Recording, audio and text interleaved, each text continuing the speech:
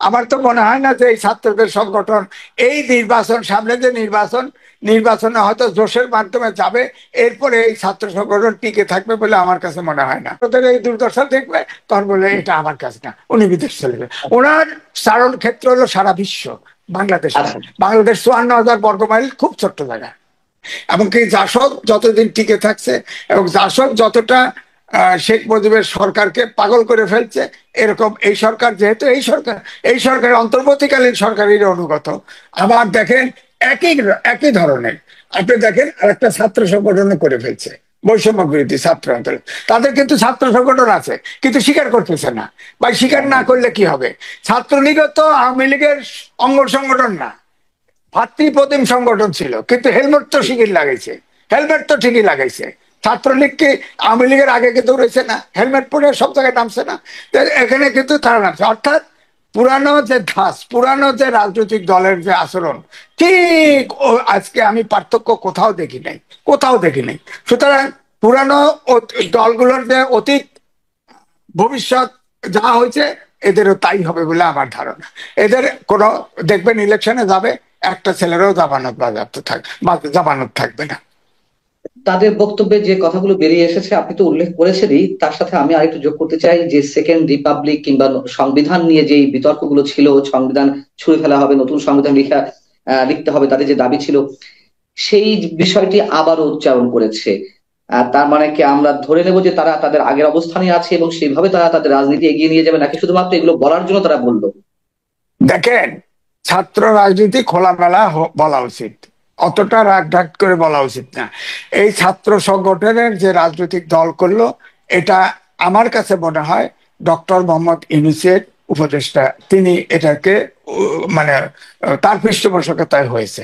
এবং তিনি কখনই, আপনি দেখেন, কোনো কথা, সব সময় কথা বলে মেয়ে দিয়ে। এটা হতে পারে, ডিসেম্বরে ইলেকশন হতে পারে, সব হতে পারে, বলে না ডিসেম্বরের মধ্যে হবে। হ্যাঁ, সুতরাং আমার কাছে কেন যেন মনে হচ্ছে এই অন্তর্বর্তীকালীন সরকারের মধ্য থেকে এই দেশটা গণতন্ত্রের দিকে ফিরুক এবং একটা নির্বাচন দ্রুত হোক, এটা চাচ্ছে না। এবং আজকে ছাত্ররা যে বক্তব্য দিল, এটাতে মনে হচ্ছে সেকেন্ড রিপাবলিক কি করে হয় বলেন? এটা একটা আদব কাণ্ড না? তো জাতিসংঘ পড়লেন কেন?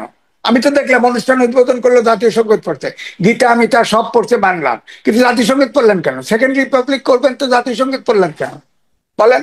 এটা কন্ট্রাডিকশন না? তো এই জন্য বলছে আক্কল দাঁত আগে গজাইতে হবে। রাজনীতি বড় কঠিন। বাদাম বিক্রেতাও দেশের প্রেসিডেন্ট হয়েছে, আমেরিকার প্রেসিডেন্ট হয়েছে, সমস্যা নাই। কিন্তু রাজনীতি করতে হলে স্বশিক্ষিত হতে হয়। হুট করে বিশাল ডিগ্রি নিয়ে হয় না। তাহলে তো কামাল হোসেন বহুবার, যতবার ইলেকশন করেছে ততবার উনি ভোট পান নাই, ফেল করেছেন। কামাল হোসেন তো এই সংবিধান প্রণেতা এবং একটা শিক্ষিত লোক, লয়ার হিসাবে দক্ষিণ এশিয়ার best, one of the best lawyer, কিন্তু ইলেকশনে পাস করে না। তো শিক্ষা হলে রাজনীতি করতে পারে এমনটি না। সুতরাং আমার বক্তব্য হচ্ছে যে তাদের এই বক্তব্য এবং চেষ্টা এবং কোনোটাই পুরানো রাজনীতির বাইরে নয়। সুতরাং একটি উদাহরণ নাই, বরং সে যে রিপাবলিক করা, আবার ঘোষণাপত্র করা, যে জায়গায় 15 জায়গায় ফেরত গেছে, তার মানে তো সংস্কার হচ্ছে না। এই জন্যই গতকালকে আপনি দেখেন রহমান সোবহান, টিআইবির চেয়ারম্যান, এরা সব একটা মিটিং এ ছিল, সেখানে বলেছে, সংস্কার সম্পর্কে সন্দেহ পোষণ করেছে যে সংস্কার হয়তো হবে না। এবং সংস্কার না হলে তো এই দেশে তো ওনারা রাজনীতি করতে পারবেন না, এটা বোঝা উচিত। সংস্কারের দাবি কিন্তু ছাত্রদের কোনোদিনই ছিল না, কোটার আন্দোলন ছিল। সংস্কার হচ্ছে, এটা তৈরি করা হয়েছে, এটা অন্তর্বর্তীকালীন সরকার থেকে এটা সৃষ্টি করা হয়েছে। ঠিক আছে, করেন। ইলেকশনের জন্য যে মিনিমাম সংস্কার আছে সেটা করেন। আপনারা যদি সংস্কার আন্তরিকভাবে চাইতেন এবং দ্রুত সমাধান চাইতেন, তাহলে বিএনপি এবং জামাত বড় দল, তাদের কাছাকাছি দলগুলোর সব সংস্কার কিন্তু প্রস্তাব জমা দিছে এই অন্তর্বর্তীকালীন সরকার। সেটাকে ধরে বিএনপির থেকেও বলা হয়েছে, জামাত থেকেও বলা হয়েছে, তো তাদের এটা যদি ইয়া হয়, কোন যুক্ত করে বা কোন সংশোধন করে, তাদের আপত্তি নাই, সেটাকে মেসেঞ্জার সংস্কার করতো। আমার ধারণা, আজিজ, আমার ধারণা সমস্যা মশা, আপনিও নিজেও বলেন যে এগুলো জাস্ট মূলা হিসেবে ঝুলিয়ে রেখেছে নির্বাচনকে লেন্দি করার জন্য, এবং কোনো ধরনের সংস্কার হবে না, এটা আমার ধারণা। এটা আমার ধারণা। আমার যে প্রশ্নটি এই মুহূর্তে আপনার কাছে, যে আমি সরাসরি নাম ধরেই বলি, এটি যে কিংস পার্টি হিসেবে এই দলটি আমাদের সামনে এলো, এটা অনেকেই মনে করেন, আপনি নিজেও বললেন এমনকি বাংলাদেশে এই মুহূর্তে সবচেয়ে বড় যে রাজনৈতিক দলটি বিএনপিও এটিকে কিংস পার্টি হিসেবে সন্দেহ প্রকাশ করেছে, এবং তারা বলেছে যে এটা হয়ে থাকলে এই সরকারের অধীনে কোনো নির্বাচন সুষ্ঠু হতে পারে না বা নিরপেক্ষতা হারাবে। সেই বিএনপির সিনিয়র নেতৃবৃন্দের আমরা দেখলাম যে কেউ কেউ গেলেন। এটি গিয়ে কি তারা আসলে প্রকারান্তরে কিংস পার্টিকেই স্বীকৃতি দিল, নাকি তা এটি এটা যে হলো, রাজনৈতিক রাজনীতি? এটা আমার মনে হয় সিদ্ধান্তে তাদের ভুল। তারা গেলে বড় নেতারাই যেত, না গেলে কেউ যেত না। গেছে দুইজন, হ্যাঁ, দুইজন, তাও ছোট নেতা গেছে সেই দুজনে দুইজন। কম ছোট নয়, হ্যাঁ, সেই দুজনে কোনো কম কোনো ছোট অর্থ নয়, ছিল, কোনো অর্থ, কোনো অর্থ হলো না। আমি এটাই বলছি, গেলে বড় নেতারা যেত, না হলে কেউ যেত না। এইটা কোনো মতো প্রতিনিধি আকারে যাওয়া, এটা তো অর্থ হয় না। যেখানে বিএনপি কে কিংস পার্টি করতেছে, যেখানে পরিবারতন্ত্র করে অলরেডি বক্তব্য দিছে, কবরস্থ করা হয়েছে, এবং তা আবার বাস্তবায়ন করা হবে, সেকেন্ড রিপাবলিক করবে, এগুলো কি এখন বিএনপি রাজনীতির সাথে যায়? যায় না। তারা মধ্যবর্তী রাজনীতি করবে। ওখানে সাবেক শিবিরের লোক আছে, ওখানে বাম আছে, ওখানে সব ইসলামিক দলের লোক আছে। এটি তো ছাত্র সংগঠনের ইলেকশনে যাওয়ার পরে, ইলেকশনের রেজাল্টের পরে এটা খানখান হয়ে ভেঙে যাবে, এটা তো থাকবেই না। তো এর সাথে এত কেন বিএনপি স্টেট অবস্থান নেয় না কেন? অবস্থান নেয় না বলে সবাই তাদেরকে দোষ করে যে তারা ক্ষমতায় যাওয়ার জন্য পাগল হয়ে গেছে। আরে ভাই, রাজনৈতিক দল তো ক্ষমতায় যেতে চাইবেই। বড় দল, তারা নির্বাচন হবে, নিরপেক্ষ নির্বাচন হবে। অন্তর্বর্তীকালীন সরকার মানে একটা ব্রিজ, এপার থেকে ওপার যাওয়া। এখন এই দল নানান ভাবে ইলেকশনকে লিঙ্গারি করছে, এবং আপনি জানেন যে আমি অন্য সূত্র টেনে আনতে চাই না, আহ, আপনার আর্মি চিফ কিন্তু সতর্ক করে দিয়েছেন, সেখান থেকে কিন্তু টিপস নিতে হবে। যে আমার পরিষ্কার বক্তব্য হচ্ছে, যদি ডক্টর ইউনূস মনে করেন যে এইভাবে ইলেকশনটাকে পিছিয়ে দিবেন বা ইলেকশন হতে দিবেন না, তাহলে কিন্তু তিনি আবার সিঁড়ি বেয়ে আটতলা উঠছে, আবার আপনার 600 কোটি টাকা ওয়ার্ল্ড ব্যাংক থেকে মাফ করে নিছে, আবার এগুলা কিন্তু আবার হিসাব তাকেও দিতে হবে, হতে পারে, এগুলো তার হিসাব করতে হবে। তাহলে সুতরাং আমি নির্বাচন দিয়ে আমি ওই বলেন। জায়গাটাতে একটু আপনার একটু ক্লারিফাই হতে চাইনি, যে মানে আমি নিজেকে একটু পরিষ্কার করতে চাই। বিএনপি কি এটি আরো একটি ভুল করলো এই রাজনীতি, মানে তাদের যে প্রতিনিধি পাঠানো হলো, তারা কি স্ববিরোধী অবস্থানে থাকলো, যে আত্মপ্রকাশ অনুষ্ঠানে গেল, আবার এদিকে বলছে কিংস পার্টি নির্বাচনে নিরপেক্ষতা হারাবে, এটা কি তাদের স্ববিরোধিতা? না, কিছুটা স্ববিরোধিতা বলতে পারেন। তবে আমার মনে হয় যে এই ছাত্রদের ব্যাপারে দুইজন গেছে, এতে খুব বিএনপি ক্ষতিগ্রস্ত হবে বলে আমার কাছে মনে হয় না। তবে এটা যুক্তিসঙ্গত না। বিএনপি, আমি ওইটাই বললাম, গেলে ভালোভাবে যাওয়া উচিত ছিল, না হলে নাই।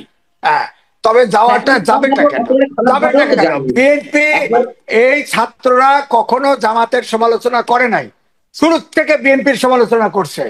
বিএনপি তাদেরকে, ছাত্রদের সম্পর্কে ইনডাইরেক্টলি ডাইরেক্টলি অনেকেই অনেক কথা বলেছে, সেখানে যায় কেন? যায় কেন? এটা তো এখন পলিটিক্যাল পার্টি, এটা তো তাদের ছাত্র না, এটা পলিটিক্যাল পার্টি। পলিটিক্যাল পার্টি মানে প্রতিদ্বন্দ্বী, পরিষ্কার। ছোট প্রতিদ্বন্দ্বী কিন্তু হোক আর বড় কিন্তু কিন্তু প্রতিদ্বন্দ্বী, আমরা তো আবার বলি, প্রতিদ্বন্দ্বী। আমরা তো আবার সহনশীলতা রাজনীতির কথাও বলি, আমরা পরমত সহিষ্ণুতার কথাও তো বলি। সহিষ্ণুতা কলা কি বাইরে থাকলে সহিষ্ণুতা হতো না? আপনি মাঠে যখন বক্তৃতা দেন, তখন তো সহিষ্ণুতা থাকে না। আপনি তো তাদের সামনে দুইজন বিএনপির নেতা ছিল ওখানে, তারপরেও কি আপনি ইনডাইরেক্টলি তাদেরকে হিট করে বাদ দিছে বক্তৃতায়? বলেন আপনি। তো আপনি গেছেন কেন লজ্জা পাইতে? আপনি তো উত্তর দিতে পারেন নাই, আপনি তো আঙুল চুষছেন বসে। গেছেন কেন ওখানে অপমান হতে? এই পোলা বলেন, আমি তো বললাম আক্কল জ্ঞান হয় নাই, আপনি ওখানে গেছেন কেন হিসেব করে? না দেওয়াইতে উচিত, না গেলে একরকম হইতো। হ্যাঁ, সমালোচনা হইতো, বিএনপির সমালোচনা হইতো, সমস্যা কি? কারণ ওখানে থাকতো কে? ওই বামপন্থীরা, বাম যারা গেছে তারা তো বিএনপির সাথে আছে। আর যারা ইসলামিক দল আছে, তাদের ভিতরে তো জামাতের সাথে, তো জামাত তো চেষ্টা করছিল যে সব ইসলামিক দলকে একসাথে নিয়ে সামনে নির্বাচনে যাবে, বিএনপি কে হারায় ক্ষমতায় চলে যাবে। কিন্তু সেটা তো ব্যবস্থা করতে পারে নাই। কারণ ইসলামে অন্য, গুগলে সার্চ দিয়ে দেখেছি ৭৯টা সেক্ট।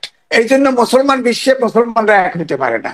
আপনি বাংলাদেশেও এক হতে পারবে না, কারণ কোন অবস্থাতে জামাতের পলিটিক্স এর সাথে অনেকের, যত ইসলামিক দল টল আছে, এদের কিন্তু আপনার বিরোধ আছে। সুতরাং এটা সম্ভব না। আপনি আমি ছাত্রদেরকে ঠেলে দেন না জামাতের পক্ষে, সমস্যা কি? আমার ছোট্ট করে দুই তিনটা প্রশ্ন আছে। সেটি হচ্ছে যে বিদেশি কূটনীতিকদেরকে ইনভাইট করা হয়েছিল, সেখানে আমরা দেখলাম যে শুধুমাত্র পাকিস্তান এম্বাসির একজন পলিটিক্যাল কাউন্সিলর গেলেন পাকিস্তানের, আর এবং ভ্যাটিকান ভ্যাটিকান সিটির ভ্যাটিকান সিটির 50 জন পোপের লোক, প্রতিনিধি। 500 লোক পোপের প্রতিনিধি আসছে। হ্যাঁ, এই এর মধ্যে আর কি কেউ আমরা যায় নাই। আমরা এর মধ্যে কি বিএনপির আন্তর্জাতিক বিএনপির আছে? না না, বিএনপির চাইতে আপনার আমার মনে হয় বিদেশি দূতরা বুঝতে পারছে এই ছাত্রদের ভবিষ্যৎ। হ্যাঁ, ছাত্রদের ভবিষ্যৎ, এই জন্য এখানে যাওয়া না যাওয়া কিছু মনে করে নেই।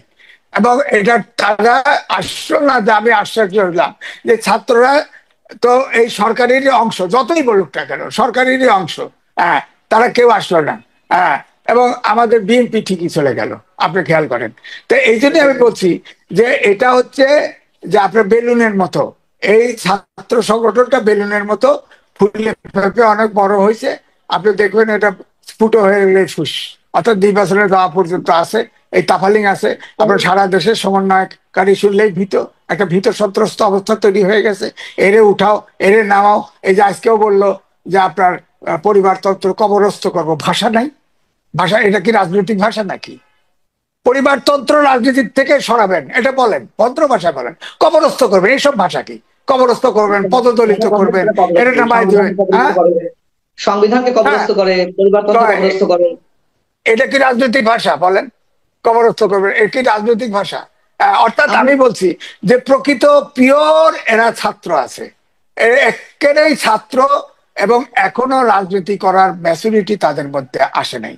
আর তারা যদি টিকে থাকে আরো 5-10 বছর, একটা ইলেকশন না, 2-3টে ইলেকশন মতো যাইতে বলেন, তারপরে দেখবেন। দেখবেন এই ইলেকশনে যদি হয়, এই ইলেকশনে যাওয়ার পরেই যখন দেখবে ছাত্রদের দুর্ভাগ্য, তখন দেখবে নিঃশ্বাস ছেড়ে দিয়ে বিদেশ চলে গেছে। আপনি তো একটা মেসেজ, হ্যাঁ সরি, আমি এই কথাটা বলতে পারি, সে মানে বুঝতে পারিনি শেষে কথাটা।